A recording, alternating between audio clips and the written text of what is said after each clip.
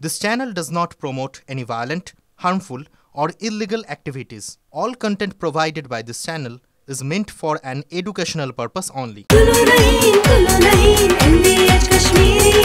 আরে কম দে কিন্তু খাঁটি দে।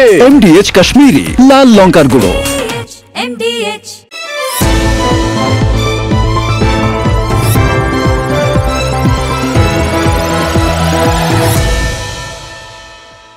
দেহ দাহ করো নইলে নদীতে ফেলে দেব, পুলিশ এই কথাই বলেছিল। এমনই গুরুতর অভিযোগ করছেন পাঁশকুড়ায় আত্মঘাতী হওয়া ওই কিশোরের মা।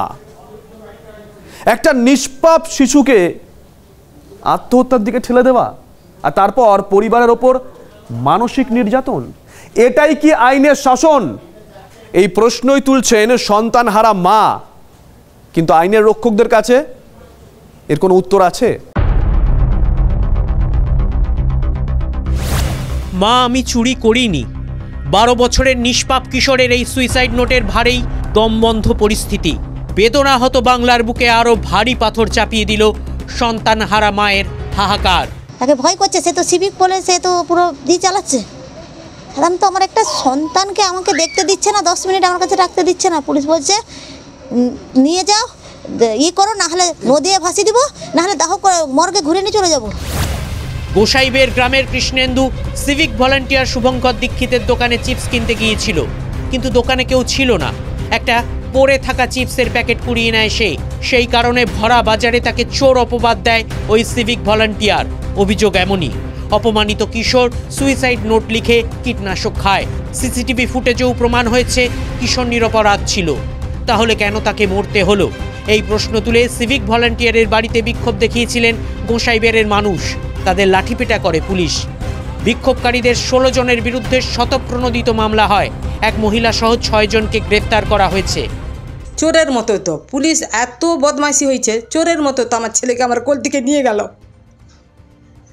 একটা মায়ের কোল থেকে ছেলে নিয়ে কি বলুন আপনারা, তাতে কি অপরাধ? একটা ছেলেকে দেখতে গেছি, কিন্তু ছেলেকে দেখতে গেছে অপরাধটা কি? না আমি যাইনি, আমি যাইনি, জানি কাকে নিয়ে যাব, কাকে নিয়ে যাব আমি তো কিছুই জানি না। কাকে নিয়ে যাব? আমার কেউ নেই, আমি একা মানুষ, আমার কেউ নেই। আমি এখন কি করব বলো? ছোট বাচ্চা আছে বাড়িতে, অন্ধ বাচ্চা আছে আমার। পুলক গোস্বামী গোটা গ্রামে এই যে গন্ডগোলটা ঘটাচ্ছে, পুলক গোস্বামী ওই থানায় কাজ করে, ওই সিভিক ভলেন্টিয়ার। এই যে যত কাজের মূল যত কিছু করতেছে, ওদের জমিন জায়গায় গন্ডগোল হচ্ছে, আক্রোশ করে এই যত গন্ডগোল ঘটাচ্ছে পুলক গোস্বামী, অন্য কেউ নয়। মার কাছে সন্তানকে 10 মিনিট রাখতে দিচ্ছে না, 5 মিনিট বড় জোর রাখতে দিচ্ছে না, নিয়ে চলে গেল। তারাই কি করে দাহ করে দেবে। তমলুকের এসডিপিও আফজল আবরার অবশ্য TV9 বাংলাকে জানিয়েছেন, আত্মঘাতী কিশোরের মা যে অভিযোগ করছেন পুলিশ ঠিক তা বলতে চায়নি। সিভিক ভলান্টিয়ার শুভঙ্কর দীক্ষিতের বাড়ি ভাঙচুর করছিলেন কিছু লোকজন। পরিবারের সদস্য নন এমন লোকেরা দেহ নিয়ে বিক্ষোভ দেখাচ্ছিলেন। তাই আইন শৃঙ্খলার যাতে আর অবনতি না হয়, তাই জন্য আত্মঘাতী কিশোরের বাবা মাকে পুলিশ বলে, হয় আপনারা সৎকার করুন, নচেত আমরা ব্যবস্থা করব। কার্যত দাবিদারহীন দেহ নিয়ে বিক্ষোভ ঠেকাতে কথা বলা হয়েছে। ওর তো পাওয়ার আছে বলে সিভিক পুলিশ বলে ও তো দাদাগিরি করছে। তারই ফলস্বরূপ এই ঘটনা। অবশ্যই সে আজ না শাসন করবে আর আমার সন্তান না সুসাইড করবে। এর জন্য আমরা খেটে খাওয়া মানুষ, গরিব তো আমরা না, এর জন্য ওদের আমাদের উপরে এত চার্জ। আর এখানেও রাজ্যবাসীর স্মৃতিতে ফিরে আসছেন তিলোত্তমা। তাঁর দেহ জোর করে দাহ করার অভিযোগ করেছিলেন সন্তানহারা বাবা মা। শুধু তাই নয়, এক পদস্থ পুলিশ কর্তার বিরুদ্ধে টাকা অফার করার অভিযোগও উঠেছিল। আমরা টালা থানায় গেছিলাম, টালা থানার সামনে আমরা 1 ঘন্টার উপরে বসেছিলাম। 3 থেকে 400 পুলিশ আমাদের ঘিরে এখানে একটা এমন পরিস্থিতি তৈরি করে আমরা বাধ্য হয়ে বাড়ি ফিরে যাই। বাড়িতে গিয়ে দেখি 3 থেকে 400 পুলিশ আমার বাড়ির সামনে ব্যারিকেড করে দাঁড়িয়ে আছে। কিন্তু এই মতো অবস্থায় আমাদের আর কোনো কিছু করার ছিল না। ডেড বডি নিয়ে চলে গেছে, ডেড বডি নিয়ে কোথায় চলে গেল? আমাদেরকে মেয়েটাকে মেরে ফেললো, তারপরে কতক্ষণে ওরা বডিটা পুড়িয়ে দিতে পারবে, এটা একটা ওদের চেষ্টা। এমনকি শ্মশানে গিয়ে ওই আরো 3-4টে বডি ছিল, যেখানে আর কি সব ক্রিয়াকর্ম করা হয়, ওখানেও একটা বডি রাখা ছিল। সেগুলো ভেদ করে গিয়ে আমার মেয়েকে একদম চুল্লির সামনে ওখানে শুয়ে সব কিছু করে দেওয়া হয়েছে। যখন আমার মেয়ের দেহ আমার ঘরে সাহিত্য ছিল, তখন ডিসি নর্থ আমাদের ঘরে একটা গণিতের ঘরের ভেতরে তিনি আমাকে টাকা দেওয়ার চেষ্টা করেন এবং তার যা জবাব দেওয়ার আমরা সঙ্গে সঙ্গে সেই জবাবটা দিয়ে দিই। পানিহাটির পর পাঁশকুড়া, বারবার পুলিশের বিরুদ্ধে একই অভিযোগ উঠছে কেন? প্রতিবারই ভুল বুঝছেন সন্তানহারা বাবা মারা। বিষয়টা এবার ভেবে দেখার সময় এসেছে। বাচ্চাটির জন্য খুব খারাপ লাগছে, কিন্তু প্রথমে যা শোনা গেছিল এবং ক্রমশ আরও যা তথ্য আসছে তাতে মনে হচ্ছে এই বিষয়টি পুলিশ প্রশাসন, পুলিশ যারা তদন্ত করছেন তারা বোধহয় আরও বিস্তারিত বলতে পারবেন। আমাদের উচিত সেই দিকে নজর রাখা, একটু ধৈর্য ধরা, এখানে তদন্তের অবকাশ আছে। এটাতে পুলিশ ইনভলভ, শুধু সিভিক ভলেন্টিয়ার নয়, IC Panskura involve, additional SP Tamluk involve, mister Agarwal এরা ইনভলভ। এই মামলা সিবিআইকে ট্রান্সফার করা হোক। পরিবারের সঙ্গে আমাদের স্থানীয় নেতা সিন্টু সেনাপতিকে আমি একটু আগেই বলেছি যোগাযোগ করার জন্য, আমরা লিগ্যাল সাপোর্ট দেব। এই বাড়িতে প্রবেশ করলেই ডান ঠিক আমার বাঁদিকে পড়ে রয়েছে কৃষ্ণেন্দুর ব্যবহৃত খাতাপত্র।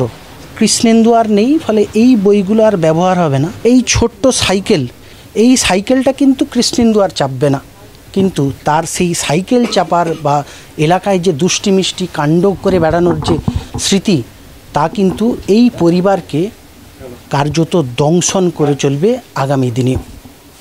পাঁশকুড়া থেকে কনিষ্ক মাইতি, টিভি9 বাংলা। জোর কদমে চলছে বাংলাদেশে অনুপ্রবেশকারীদের ঘাড় ধাক্কা দেওয়ার প্রক্রিয়া। এক রাতে 153 জনকে বাংলাদেশে পুশব্যাক করলো বিএসএফ। সিলেট সীমান্ত দিয়ে ফেরত পাঠানো হয় এই বাংলাদেশিদের। সবাই বাংলাদেশি মেনে নিয়েছে বিজিবি। এই বাংলাদেশিরা অবৈধভাবে ভারতে থাকছিল, কেউ কেউ 10 বছরও ভারতে ছিল। মূলত গুজরাট, বিহার থেকে ধরে ফেরত পাঠানো হলো বলে খবর। অবৈধ বাংলাদেশিদের খোঁজার ওপরে বিশেষ জোর দিয়েছে কেন্দ্র। 30 দিনের মধ্যে সন্দেহভাজন বাংলাদেশিদের নথি যাচাইয়ের নির্দেশ দিয়েছিল শাহের মন্ত্রক। তারপরেই রাজ্যে রাজ্যে তৎপরতা বেড়েছে। গুজরাটের আহমেদাবাদে অবৈধ বাংলাদেশিদের আস্তানা গুড়িয়ে দেয় পুরসভা। চান্দলা লেক এলাকা থেকে যাদের ধরা হয়েছিল তাদের ধাপে ধাপে বাংলাদেশে ফেরত পাঠানোর কাজ চলছে। আর আমাদের রাজ্যে কি চলছে জানেন? তৃণমূলের লোককে 10,000 টাকা দিলেই বাংলাদেশিরাও ভোটার কার্ড পাচ্ছে, এমনটাই অভিযোগ। অনুপ্রবেশ নিয়ে মাথা ব্যথার মধ্যেই চাঞ্চল্যকর অভিযোগ দক্ষিণ 24 পরগনার কাকদ্বীপে। বড় খবর নিঃসন্দেহে। 3 সরকারি আধিকারিকের বিরুদ্ধে থানায় অভিযোগ দায়ের, মহকুমা শাসকের রুজু এফআইআর। ইউনুসের গদি টলমল, আর এই পরিস্থিতির সদ্ব্যবহার করছে আওয়ামী লীগ। আর অপরদিকে হাসিনার বার্তা, তা পেয়ে আরও যেন এবারে আওয়ামী লীগ তারা আসরে নেমে পড়েছেন। আর অপরদিকে শেখ হাসিনা দেশের বাইরে থেকেও লাগাতার ইউনুসের বিরুদ্ধে একের পর এক সুর ছড়িয়ে যাচ্ছেন। আর এবারে সেই তালিকায় যোগ হয়েছেন তার পুত্র। দুর্নীতির অভিযোগ তুলেছেন তিনি এবারে মোহাম্মদ ইউনুসের বিরুদ্ধে। শুধুমাত্র অভিযোগ তুলেছেন বললে ভুল হবে, কার্যত বোমা ফাটিয়েছেন তিনি।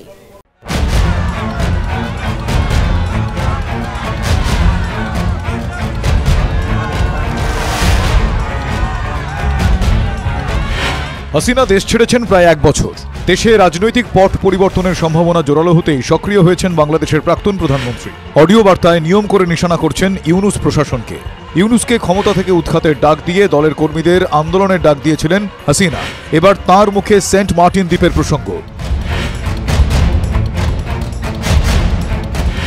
আমেরিকার চাপে কি বিকিয়ে যাচ্ছেন ইউনুস? প্রশ্ন তুলে সুর চড়িয়েছেন মুজিব কন্যা। সেন্ট মার্টিন দ্বীপ যখন আমেরিকার চেয়েছিল, আমার বাবা রাজি হননি, তাকে জীবন দিতে হলো। আর আমার ভাগ্যে সেটাই জুটলো, কারণ দেশ বিক্রি করে ক্ষমতায় থাকতে হবে এই চিন্তা আমার কোনোদিনই ছিল না। কিন্তু আজ কি দুর্ভাগ্য, এমন এক ব্যক্তি ক্ষমতা আসলো, সবাই নাকি তা সারা দেশের মানুষের একেবারে খুব পছন্দের মানুষ, বিশ্বের পছন্দের মানুষ, আর সেই মানুষ আজকে ক্ষমতা এসে কী হলো? মানে এত বড় চিটিং করবে সেটা তো আমরা ধারণাই করতে পারিনি। মানুষ যে এত ভিতরে এত শয়তানি বুদ্ধি থাকবে আমি জানবো কোত্থেকে।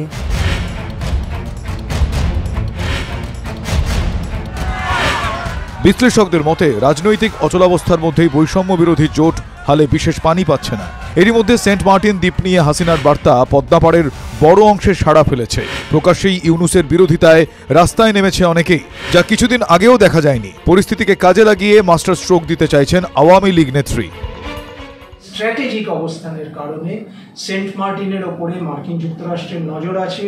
কেন কি সেখান থেকে মায়ানমারকে যদি কন্ট্রোল করা যায় বা ওই অঞ্চলের যে প্রাকৃতিক সম্পদ সেটার ওপর যদি নিয়ন্ত্রণ কায়েম করা যায়, এই বৃহৎ শক্তির খেলায় কিন্তু ইউনূস আস্তে আস্তে জড়িয়ে পড়ছেন। ফলে শেখ হাসিনা যেটা বলেছেন সেটা কিন্তু পুরোপুরি অযৌক্তিক নয়। শুধু হাসিনাই নন, মোহাম্মদ ইউনূসের বিরুদ্ধে বিস্ফোরক অভিযোগ এনেছেন তার ছেলে সজীব ওয়াজেদও। সোশ্যাল মিডিয়ায় তার অভিযোগ, কুর্সিতে বসেই শ্রম আইন লঙ্ঘন, অর্থ পাচার সহ নিজের নামে থাকা সব মামলা ইউনূস খারিজ করিয়েছেন। ক্ষমতার অপব্যবহার করে মকুব করিয়েছেন গ্রামীণ ব্যাংকের বকেয়া 666 কোটি টাকার কর। গ্রামীণ ব্যাংকের সরকারি মালিকানা 25% থেকে কমিয়ে 10% করিয়েছেন। গ্রামীণ ট্রাস্টে বেআইনিভাবে 700 কোটি টাকা হস্তান্তর এবং আত্মীয় স্বজন ও এনজিওর সহকর্মীদের সরকারি পদে যথেচ্ছ নিয়োগের অভিযোগ এনেছেন হাসিনা পুত্র। পদ টালমাটাল, ক্রমশই ইউনূসের থেকে সমর্থন কমছে। এরই মাঝে একের পর এক অনিয়ম, দুর্নীতির অভিযোগে বিদ্ধ প্রধান উপদেষ্টা, যে বিষয়টিকে হাতিয়ার করতে চাইছে আওয়ামী লীগ। দেশের বাইরে থেকেই ইউনূসের মুখোশ খোলার কোনো চেষ্টারই কসুর করছেন না মুজিব কন্যা। Bureau report, TV9 Bangla. টকের জ্বালায় পালিয়ে গিয়ে তেঁতুল তলায় বাস। শেখ হাসিনার সময় বাংলাদেশের গণতন্ত্রের কণ্ঠরোধ করা হয়েছিল বলে অভিযোগ করেছিলেন মৌলবাদীরা। আর সেই বাংলাদেশ থেকেই এখন গণতন্ত্র বিদায় নেওয়ার পথে। কবে সুষ্ঠু ও অবাধ নির্বাচন হবে তা কেউ জানে না, আদৌ ভোটটা হবে কিনা সেটাও কিন্তু ভোটাররা সঠিক উত্তর পাচ্ছেন না। এই মুহূর্তে দাঁড়িয়ে না সন্ত্রাসবাদী, সাম্রাজ্যবাদী এবং মৌলবাদী এই তিনটে বাদ যেন রাক্ষসের মতো বাংলাদেশকে ছিঁড়ে ছিঁড়ে খাচ্ছে। আমাদের আহ্বান থাকবে যে ডক্টর মোহাম্মদ ইউনূস তিনি দায়িত্বের থেকেই রাজনৈতিকভাবে সকল পক্ষের সাথে আলোচনা করে একটা সমাধানের দিকে যাবেন। ইউনূস সাহেব সরছেন না, কে বলছেন নাহিদ ইসলাম, এনসিপি অর্থাৎ বাংলাদেশ জাতীয় নাগরিক দল, সেই দলের নেতা। এনসিপির উত্থান কবে? মাত্র 2 মাস আগে। ইউনূসের এই বিশ্বস্ত অনুগামী সবার প্রথম বলেছিলেন ইউনূস সাহেব পদত্যাগ করতে চেয়েছিলেন। এবার এই বিশ্বস্ত অনুগামীই জানালেন পদত্যাগ করছেন না। তাহলে কি গোটাটাই নাটক? ইউনূসের কোনো নিজস্ব রাজনৈতিক দল নেই, সেই শূন্যস্থানই কি পূরণ করছে নাহিদের এনসিপি? এই অন্তর্বর্তী সরকার আসলে কি শুধুই নির্বাচনকালীন সরকার নাকি গণঅভ্যুত্থানের আকাঙ্ক্ষা বাস্তবায়নের সরকার? নির্বাচন, এই দাবিতেই টালমাটাল বাংলাদেশের রাজনীতি। অতি দ্রুত নির্বাচনে যেতে চায় বিএনপি। আওয়ামী লীগের অনুপস্থিতিতে দ্রুত নির্বাচন চাইছে তারা। আওয়ামী লীগ ক্রমশ মাথাচাড়া দিচ্ছে। শেখ হাসিনা ফের বাংলাদেশে সক্রিয় হওয়ার বার্তা দিয়েছেন। সব ধরা হবে, সব হিসাব নেওয়া হবে। ইউনূসের ভাই ব্রাদার, ভাই বেটা, ভাইজি যারা আছে, তার মেয়ে, 2 মেয়ে, সবগুলির হিসাব আমি নিয়ে ছাড়বো। এবং আল্লাহ আমাকে বাঁচিয়ে রেখেছে নিশ্চয়ই বাংলাদেশের জন্য কোনো ভালো কাজ করার জন্য। কাজে আমি এখনও সময় আছে এগুলির ক্ষমতার থেকে বিদায় দিয়ে দেশটাকে রক্ষা করতে হবে। তার জন্য আন্দোলন সংগ্রাম চালিয়ে যেতে হবে। প্রত্যেকে প্রতিদিন দরকারে যে যেভাবে পারেন মিছিল, মিটিং করে প্রতিবাদ করেন, লিফলেট বিতরণ করেন, এতে অপকর্মগুলি জনগণের কাছে তুলে ধরেন। ওয়াকারুজ্জামান সেনাপ্রধান হয়েছিলেন 2024-এর 23শে জুন। তারপরেই জুলাই আন্দোলন এবং শেখ হাসিনার অপসারণ। এরপর ধীরে হলেও সেনাপ্রধান কি আওয়ামী লীগের পথ প্রশস্ত করে চলেছেন? সেটা কি সন্দেহ করছে বিএনপি এবং মোহাম্মদ ইউনূসের ঘনিষ্ঠ মহল? তাই কি সেনা শাসন বলবৎ হতে পারে বলে রব তোলা হচ্ছে? পরিস্থিতি বলছে বাংলাদেশ জুড়ে অস্ত্র উদ্ধারের ফলে জামাত ও মৌলবাদী সংগঠনগুলো বিপদে পড়েছে, আর সেই সুযোগে সক্রিয় হচ্ছে আওয়ামী লীগ। নির্বাচন হলে বিএনপির ক্ষমতায় আসার সম্ভাবনা। বিএনপি ক্ষমতায় এলে ইউনূসকে অপসারিত করে দেবে। ইউনূসের ছায়ায় তৈরি এনসিপি সাংগঠনিকভাবে প্রস্তুত নয়। তাই ইউনূস চাইছেন সংস্কারের নামে ভোট যত দেরিতে হয়। 2007-এ ক্ষমতায় ফিরে আওয়ামী লীগ, জামাত ও সহযোগী দলগুলোর কোমর ভাঙতে শুরু করে। পেছন থেকে ছাত্র আন্দোলনের নামে জুলাই আন্দোলন করলেও নির্বাচনী প্রক্রিয়ায় লড়ার ক্ষমতা নেই জামাতিদের। তাই তারাও নির্বাচনে আগ্রহী হচ্ছে না। কারণ ভুললে চলবে না, বাংলাদেশে নির্বাচন মানেই প্রহসন। 2008-এর জরুরি অবস্থার পর 2014-তে সংসদ নির্বাচন হয়েছিল বাংলাদেশে। গত 10 বছরে স্বচ্ছ নির্বাচন একবারও হয়নি বলে পদ্মাপাড়ে বিস্তর অভিযোগ রয়েছে। বাংলাদেশের 10ম সংসদ নির্বাচন হয়েছিল 2014-র 5ই জানুয়ারি। বিএনপি সেই ভোট বয়কট করেছিল। 300 আসনের মধ্যে 154টা আসনে বিনা লড়াইয়ে জেতে আওয়ামী লীগ। তারপর একাদশ সংসদ নির্বাচন হলো 2018 সালের 30শে ডিসেম্বর। 300 আসনের মধ্যে আওয়ামী লীগ একাই পেল 257 আসন। অধিকাংশ আসনে ভোট না হওয়ার অভিযোগ উঠেছিল সেবারও। আর দ্বাদশ সংসদ নির্বাচন সেটা হলো 2024-এর 7ই জানুয়ারি। বিএনপি ভোট বয়কটের সিদ্ধান্ত নেয় সেবারও। দুপুর 3টে ভোটের হার ছিল 27%। 1 ঘন্টা পর ভোট শেষ ঘোষণার সময় ভোটের হার বেড়ে হয়ে যায় 41%। আওয়ামী লীগ একাই 222টা আসন পেয়ে ক্ষমতায় আসে গত বছর। নির্বাচনের নামে প্রহসনের অভিযোগ উঠেছিল সেই ভোটেও। অপ্রতিরোধ্য ভারত সন্ত্রাসের বিরুদ্ধে যে গোটা দেশ এক হয়ে লড়াই করছে তা বারংবার ফুটে উঠছে টিম ইন্ডিয়ার পারফরমেন্সে, যার সেন্টার ফরওয়ার্ডে রয়েছেন প্রধানমন্ত্রী নরেন্দ্র মোদী। মন কি বাতে তিনি আরও একবার বুঝিয়ে দিলেন সন্ত্রাসের বিরুদ্ধে একাট্টা গোটা দেশ। আর বিদেশের 2 উইং থেকে প্রধানমন্ত্রীকে সাপোর্ট করছেন 2জন জাদরেল বিরোধী সাংসদ, একজন শশী থারুর আর একজন আসাদুদ্দিন ওয়েসি। আর প্রত্যেকের পারফরমেন্সে, ঝোড়ো পারফরমেন্সে প্রতিদিন বিশ্বের দরবারে মুখোশ খুলে পড়ছে পাকিস্তানের। आज पूरा देश आतंकवाद के खिलाफ एकजुट है, आक्रोश से भरा हुआ है। आज हर भारतीय का यही संकल्प है, हमें आतंकवाद को खत्म करना ही है।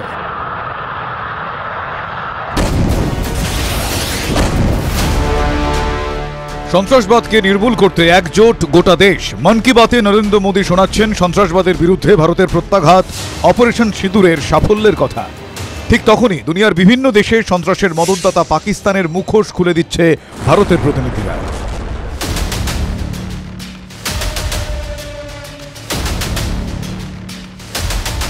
ভারতের প্রতিনিধি দল নিয়ে ট্রাম্পের দেশে সদ্য পা রেখেছেন Shashi Tharoor.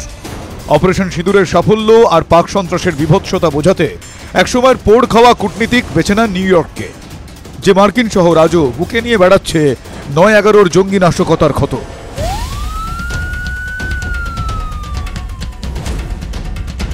We are here in a city which is bearing still the scars of that savage terrorist attack, in the wake of yet another terrorist attack in our own country.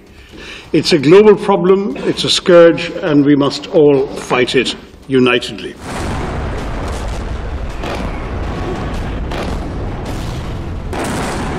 পাক জঙ্গিদের লাগাতার নিশানা হয়েছে ভারত। থারুর বলেন, বারবার তথ্য প্রমাণ দিয়ে ইসলামাবাদকে জানানো সত্ত্বেও পাক সরকার কোনো পদক্ষেপ করেনি। We have tried everything, international dossiers, complaints to sanctions committee, diplomacy, even this joint investigation attempt, everything has been tried.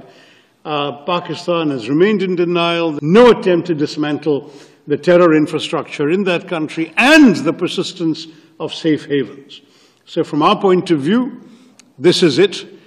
You do this, you're going to get this back. Tharoor বলেন, অপারেশন সিঁদুরে শুধুমাত্র জঙ্গি ঘাঁটিকেই নিশানা করা হয়েছিল। জঙ্গি সংগঠন হিজবুল মুজাহিদিনের কথা বোঝাতে গিয়ে মার্কিন নাগরিক ড্যানিয়েল পার্ল হত্যার কথাও মনে করিয়ে দেন থারুর। কারণ 2002-এ ওয়াল স্ট্রিট জার্নালের সাংবাদিক পার্লকে হত্যা করেছিল Hizbul জঙ্গিরাই। Very precise and calibrated strikes took place on 9 specific known terrorist bases, headquarters and launch pads. Those included those of the Lashkar-e-Taiba in a place called Muridke, those of the Jaish-e-Mohammed, the organization that is responsible, amongst other things, for the murder of Daniel Pearl, some of you knew in New York. বিরোধী সাংসদ ও প্রাক্তন কূটনীতিক যখন মার্কিন মুলুকে পাক সন্ত্রাসকে বেআব্রু করছেন, তখন আরব দুনিয়ায় পাকিস্তানকে তুলোধনা করেছেন MIM সাংসদ আসাউদ্দিন ওয়াইসি। ধর্মের নাম করেই ভারতে সন্ত্রাসের থাবা বসাচ্ছে পাক জঙ্গিরা। বাহরিনে গিয়ে জঙ্গিদের সেই ধর্মীয় অবস্থানকেই নিশানা করেন হায়দ্রাবাদের সাংসদ। These terrorist organizations have justified killing of innocent people in India, and they have out of context quoted Quranic verses, and we have to put an end to it. Quran has categorically stated that killing of one innocent person, the Quran has not said killing of one innocent Muslim, it says killing of one innocent person is like killing of whole humankind. America থেকে আরব, Kuwait থেকে Japan, একের পর এক দেশে সন্ত্রাসবাদের বিরুদ্ধে দেশের ঐক্যবদ্ধ লড়াইয়ের কথা তুলে ধরছেন ভারতের সর্বদলীয় সংসদীয় দলের প্রতিনিধিরা। পাকিস্তানের জঙ্গি ঘাঁটি গুঁড়িয়ে দিতে কিভাবে নিখুঁত অপারেশন চালানো হয়েছে বিস্তারিতভাবে সে কথা জানাচ্ছেন গোটা দুনিয়াকে। সন্ত্রাসের বিরুদ্ধে গোটা দেশ যে এককাট্টা বিশ্বমঞ্চে তা বারবার প্রমাণ করে দিচ্ছেন শশী থারুর, আসাদুদ্দিন ওয়াইসির মতো বিরোধী বেঞ্চের সাংসদরা। Bureau report, TV9 Bangla. এবার একটা সুখবর দেব। ভারত বিশ্বের মধ্যে চতুর্থ বৃহত্তম অর্থনীতি, জাপানকে পিছনে ফেলে দিয়েছে। আগে রয়েছে আমেরিকা, চীন এবং জার্মানি। আন্তর্জাতিক পর্যবেক্ষণ সংস্থাগুলো আগেই এটা জানিয়ে দিয়েছিল ঠিকই, কিন্তু এবার নীতি আয়োগের তরফ থেকে ঘোষণা হয়ে গেল সুখবরের।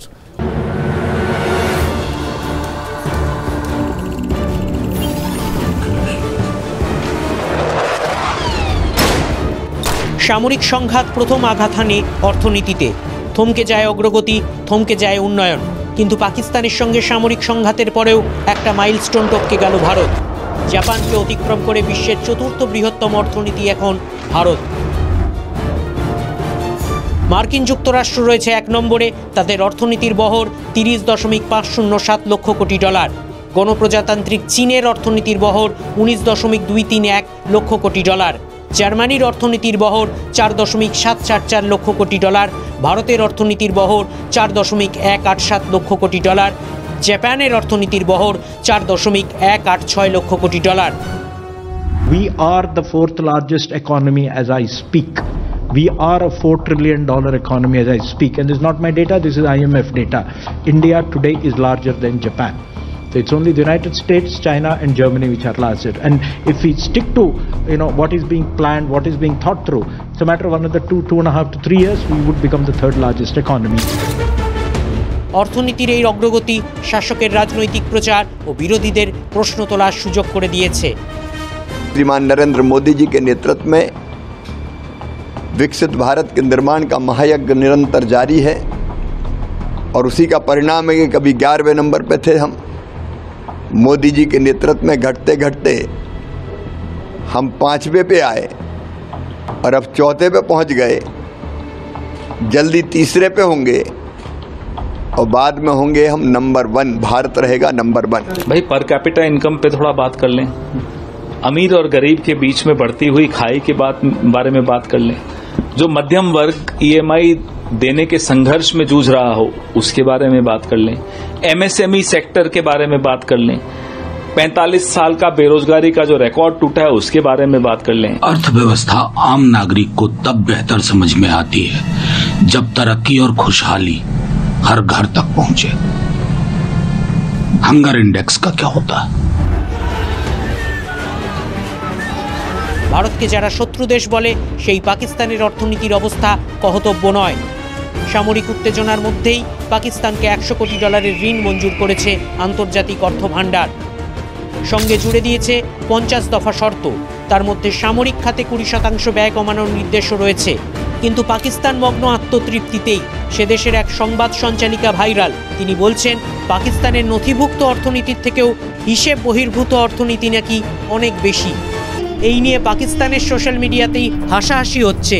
আর ভারতের গোয়েন্দা রিপোর্ট বলছে বায়ুসেনার মারে পাকিস্তানের 30,000 কোটি টাকার সামরিক ক্ষতি হয়েছে। বিজেপি সাংসদ জয় পান্ডা বাহরিনে গিয়ে একটা মজার পরিসংখ্যান দিয়েছেন। পাকিস্তান যখনই ভারতকে আঘাত করার চেষ্টা করেছে তখনই ভারতের অর্থনীতি এক ধাপ এগিয়ে গিয়েছে। What happened was in Kargil 1999 we were 7 times of Pakistan's economy. When the Balakot airstrikes happened in 2019 we were 9 times of Pakistan's economy. Today we are 11 times of Pakistan's economy. We are the fastest growing large economy, and because Pakistan's system is so skewed, they are a laggard. পররাষ্ট্র বিশেষজ্ঞদের ধারণা ভারতের অগ্রগতি সম্ভবত পশ্চিমী বিশ্বের চক্ষুশূল। তাই পাকিস্তানের মতো দেশকে দিয়ে ভারতকে যুদ্ধে ব্যস্ত রাখতে চায় তারা, যাতে ভারতের উন্নয়নের গতি একটু স্লথ হয়ে যায়। We are not interested, and we still remain absolutely clear that we are not interested in warfare with Pakistan. We would much rather be left alone to grow our economy and pull our people into the world that they're getting ready for in the 21st century. Bureau Report, TV9 Bangla. আচ্ছা, এরা যে vote মানে কি হিংসা? না বিধানসভা লোকসভা ভোটে হয় ঠিক আছে, কিন্তু সমবায় সমিতির নির্বাচনেও এরকম রক্তারক্তি পরিস্থিতি। এই তো মুর্শিদাবাদের দৌলতাবাদে আমরা কি দেখলাম, তৃণমূল কংগ্রেসের সঙ্গে বাম কংগ্রেস জোটের একেবারে ধুন্ধুমা রণক্ষেত্র পরিস্থিতি, আর তা বাধা দিতে গিয়ে পুলিশের গায়েও হাত পড়লো। এই ঘটনায় 4 জন তৃণমূল কংগ্রেস কর্মী এবং 2 কংগ্রেস কর্মীকে আটক করা হয়েছে। তবে শেষ হাসি কারা হাসলো? শেষ হাসি হাসলো বাম কংগ্রেস জোট, কারণ এই সমবায় সমিতি তাদের দখলে থাকলো।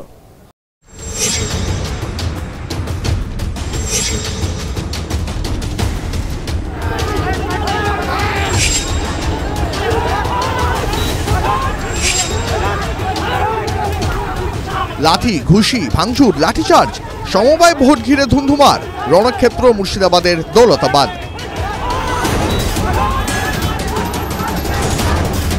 জট কাটিয়ে হাইকোর্টের নির্দেশে মহারাজপুর সমবায় সমিতির ভোটের দিনক্ষণ ঠিক হয়, কিন্তু অশান্তি এড়ানো গেল না। সংঘাতে জড়িয়ে পড়ে বাম কংগ্রেস জোট ও তৃণমূলের কর্মী সমর্থকরা।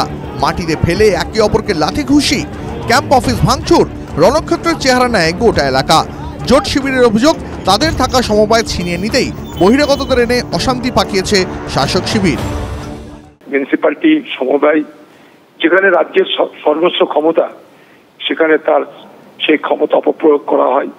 সেখানে তৃণমূলের দুষ্কৃতি, স্থানীয় পুলিশের মদত সব মিলিয়ে যে সন্ত্রাসের বাতাবরণ তৈরি হয়। দীর্ঘদিন থেকে এটাকে ঘুঘুর বাসা করে রেখেছে, দীর্ঘদিন থেকে এখানে রুজি রোজগার করছে, সেটা ওদের ভয় আছে যে আমরা হয়তো আর পাবো না, তাই তার জন্য গন্ডগোল পাকাচ্ছে। আমার বিধানসভা এলাকাতেও অনেক এইসব ব্যাপারে আছে, সমবায় আছে।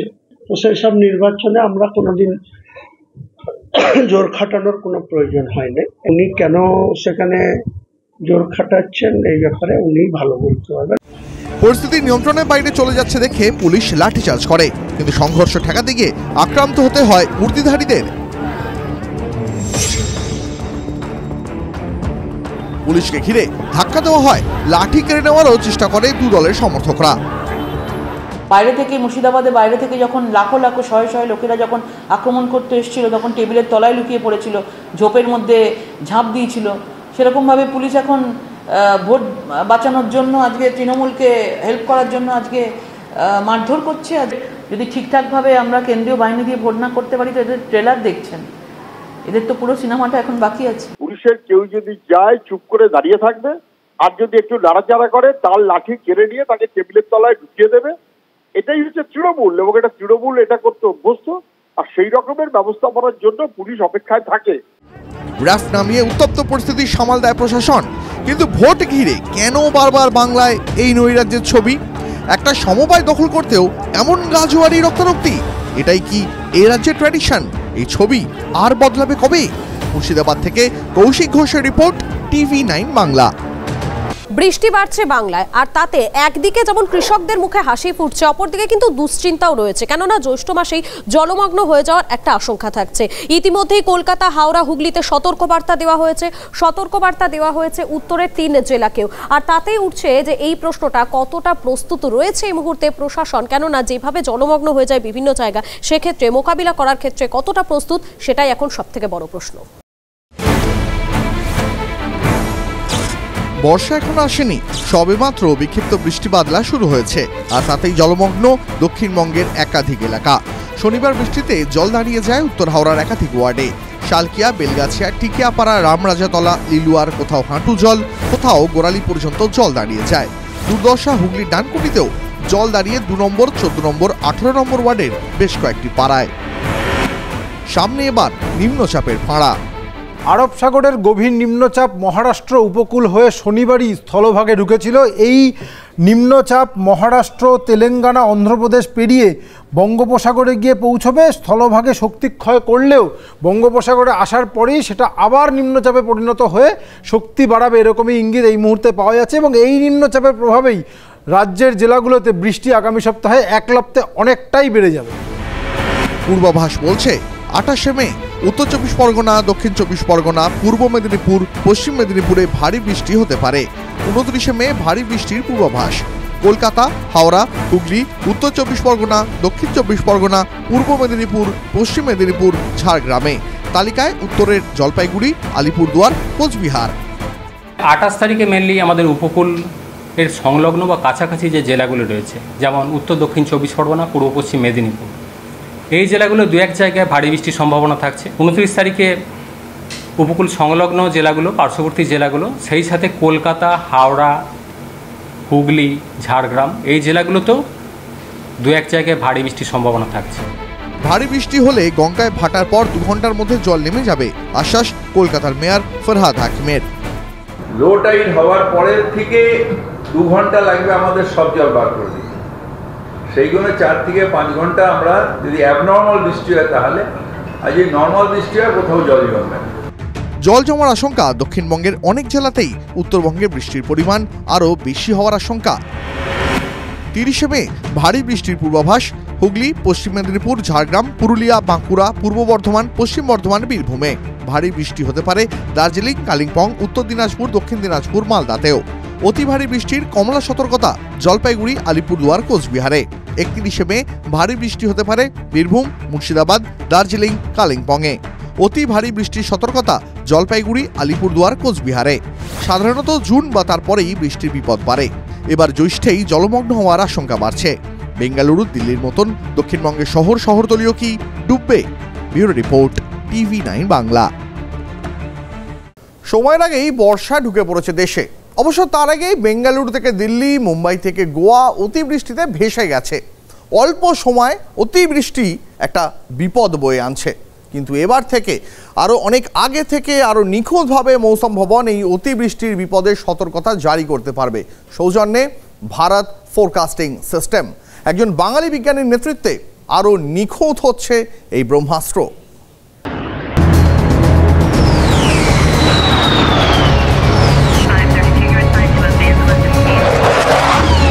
আকাশতীর অগ্নিকা ব্রহ্মস চিরশত্রু পাকিস্তানকে মেক ইন ইন্ডিয়ার শক্তি টের পাইয়েছে ভারত।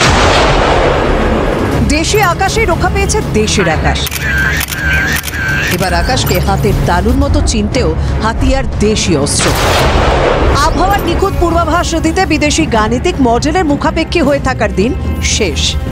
এবার মগজও দেশি, মডেলও দেশি এবং উন্নত। সোমবারই যাত্রা শুরু হয়ে যাচ্ছে ভারত ফোরকাস্টিং মডেলের। আবহাওয়ার পূর্বাভাস দিতে আবহবিজ্ঞানীরা নিউমেরিক্যাল ওয়েদার প্রেডিকশন মডেলের উপর ভরসা করেন। সেই মডেলেই দেশের বিভিন্ন কেন্দ্র থেকে পাওয়া তথ্য ব্যবহার করে পূর্বাভাস দেয় মৌসুম ভবন। এতদিন বিদেশি মডেল দত্তক নিয়েই চালাতে হয়েছে ভারতকে। ভারত ফোরকাস্টিং সিস্টেম পুরোপুরি ভারতীয়। বাঙালি বিজ্ঞানী পার্থসারথী মুখোপাধ্যায়ের নেতৃত্বে ভারতেই তৈরি হয়েছে পুনে গবেষণাগার ইন্ডিয়ান ইনস্টিটিউট অফ ট্রপিক্যাল মেটেরোলজিতে। কি আছে এই ভারতে জানেই ভারতে। বিশ্বের সবচেয়ে হাই রেজলিউশন মডেল এখন ভারতের হাতে। 7 থেকে 8 বছরের গবেষণার পর অবশেষে সেই গাণিতিক মডেল তৈরি। এতদিন ব্লক স্তরে পূর্বাভাস দেওয়া যেত, এবার পঞ্চায়েত স্তরে নিখুঁত পূর্বাভাসও দিতে পারবে মৌসুম ভবন। ভারতবর্ষ এই মুহূর্তে পৃথিবীর মধ্যে সবথেকে বেশি রেজলিউশন সম্পন্ন মডেল চালাতে সক্ষম হবে। এবং এখন যেভাবে এক্সট্রিম ইভেন্ট বেড়ে চলেছে তাতে এই 12x12 মডেলে কিন্তু আর ম্যানেজ করা যাচ্ছে না। তো তার জন্যে একটা উন্নত মডেল, উন্নত রেজলিউশনের প্রয়োজন ছিল। সেই কারণেই এই 6 কিলোমিটার বা 6 কিলোমিটার মডেল একটা প্রস্তুত করা হয়েছে। একে ক্রান্তীয় অঞ্চল, তার উপর জলবায়ু পরিবর্তনের জন্য প্রকৃতি যেন আরও ক্ষেপা হয়ে উঠেছে। বিশেষ করে বৃষ্টিপাতের ধরনে আমরা একটা বড়সড় পরিবর্তন দেখতে পাচ্ছি। অল্প সময়ে অনেক বেশি বৃষ্টি হচ্ছে। যেমন শনিবার রাতেই দিল্লিতে কয়েক ঘন্টার মধ্যে কোথাও 70 মিলিমিটার, কোথাও 80 মিলিমিটার বৃষ্টি হয়েছে, যে কারণে সকালবেলা দিল্লিবাসী উঠে দেখেন যে গোটা শহরটাই জলের তলায়। এই পরিস্থিতিতে নিখুঁত পূর্বাভাস এবং অনেক আগে পূর্বাভাস পাওয়াটা বড্ড জরুরি হয়ে উঠেছে। চলতি মাসেই 12 ঘন্টায় 130 মিলিমিটার বৃষ্টি হয়েছে বেঙ্গালুরুতে। স্তব্ধ হয়ে গিয়েছিল টেক সিটির জীবন। গোয়ার মাপুসায় একদিনে বৃষ্টি হয়েছে 202 মিলিমিটার। দেশে বর্ষা ঢুকে পড়েছে, এরকম চরম ভারী বর্ষণের ঘটনা আরও হওয়ার আশঙ্কা রয়েছে। তীব্র ঘূর্ণিঝড়ের বিপদও। এখানেই হাতিয়ার হবে ভারত ফোরকাস্টিং সিস্টেম। এবার দুনিয়াও আত্মনির্ভর ভারতের মুখাপেক্ষী হবে, আশায় বিজ্ঞানীরা। কমলেশ চৌধুরীর রিপোর্ট, TV9 বাংলা।